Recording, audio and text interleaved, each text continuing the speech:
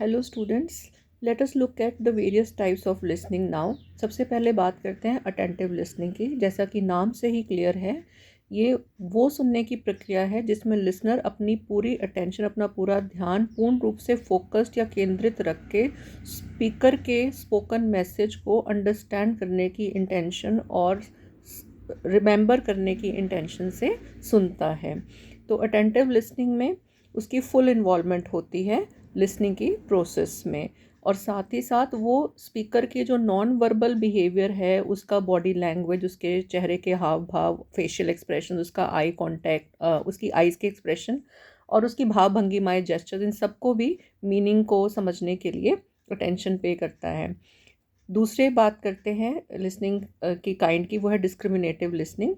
Discriminate करना है, differentiate कर पाना, भिन्नता जान पाना। तो ये ज़्यादातर शब्दों के मायने और मीनिंग से की तुलना में साउंड, जो ध्वनि है, उसको सुनकर डिफ्रेंशिएट करने की लिसनिंग प्रक्रिया है। कहने का भाव ये कि आप जितने भी साउंड्स को डिस्टिंग्विश और डिफ्रेंशिएट कर पा रहे हैं, तो आप ये वाली डिस्क्रिमिनेटिव स्किल अप्लाई कर रहे हैं वहाँ पर। अपनी डिफरेंट एनिमल साउंड्स को आप अगर रिकॉग्नाइज कर पाते हैं, काऊ की आवाज़ और कैट की या डॉग की आवाज़, या शीप की, गोट की आवाज़ फ़र्क है, पत्थर गिरने की, स्पून गिरने की आवाज़ आपस में अलग है, एक नॉक डोर पे जो होता है और पैर की थाप की आवाज़ जो होती है कदम ताल करते हुए, उसमें डिफरेंस है। तो ये डिस्क्रिमिनेटिव लिसनिंग के कारण है, आप जो जान पा रहे हैं।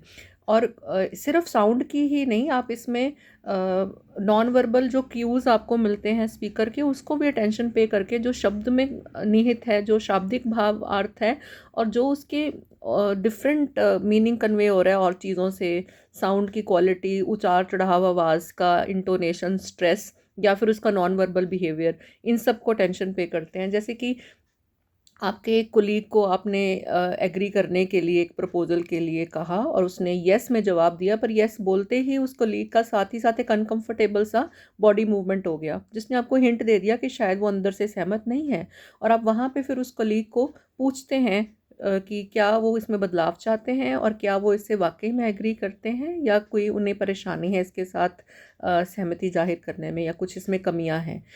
तीसरी प्रिटेंडिंग लिसनिंग है। प्रिटेंडिंग लिसनिंग, प्रिटेंड करना होता है ढोंग करना, झूठा दिखाना, किसी चीज़ को पेश करना कि आप प्रिटेंड कर रहे हैं सुनने की, पर आप एक्चुअल सुन नहीं रहे हैं। प्रिटेंडिंग लिसनिंग में जो लिसनर है वो सिर्फ अपने हाँ में सिर हिलाकर, अपना आई कांटेक्ट मेंटेन करके स्पीकर को ये एक झूठा इम्प्रेशन देता है कि वो सुन रहा है, जबकि वाकई में वो उसके मैसेज को समझने के लिए सुन नहीं रहा होता। तो ये प्रिटेंडिंग लिसनिंग का बहुत नेगेटिव किस्म की लिसनिंग है और इसको बिल्कुल नहीं करना चाहिए। एम्पैथेटिक लिसनिंग जो है, बिल्कुल ही दूसरा एक्सट्रीम हो गया है प्रिटेंडिंग लिसनिंग के। एम्पैथी होता है जब आप किसी व्यक्ति की स्थिति में अपने आप को देखकर उसके साथ अपनी सिंपैथी और सहानुभूति जो है वो व्यक्त कर पाते हैं और समझ पाते हैं कि वो कैसा महसूस कर रहा है। तो एम्पैथेटिक लिसनिंग के वक्त लिसनर जो है स्पीकर की प्रॉब्लम्स, इश्यूज़, उसका साइकोलॉजिकल इमोशनल कंडीशन, उसके सर्कमस्टांसेस, उन सबको तवज्जो देता है, उसकी मैसेज को सुनते हुए और समझने की कोशिश करते हुए, और उसके साथ एम्पथाइज करता है। जैसे कि बॉस ने कह दिया कि आउटिंग कैंसिल हो गई है, होगी नहीं, और जो लोग हैं बाकी तो क्रिटिकल हो जाते हैं, पर एक एम्पैथेटिक लिसनर जो होता है स्टाफ में, वो ये सोचता है कि ज़रूर बजट कट्स के लिए हायर प्रेशर पड़ा होगा अथॉरिटी से बॉस के ऊपर, या फिर वो उसे मैसेज ब्रेक करने में कितनी दिक्कत आई होगी ये वाली, जबकि उसे पता है कि ये एक नेगेटिव मैसेज है।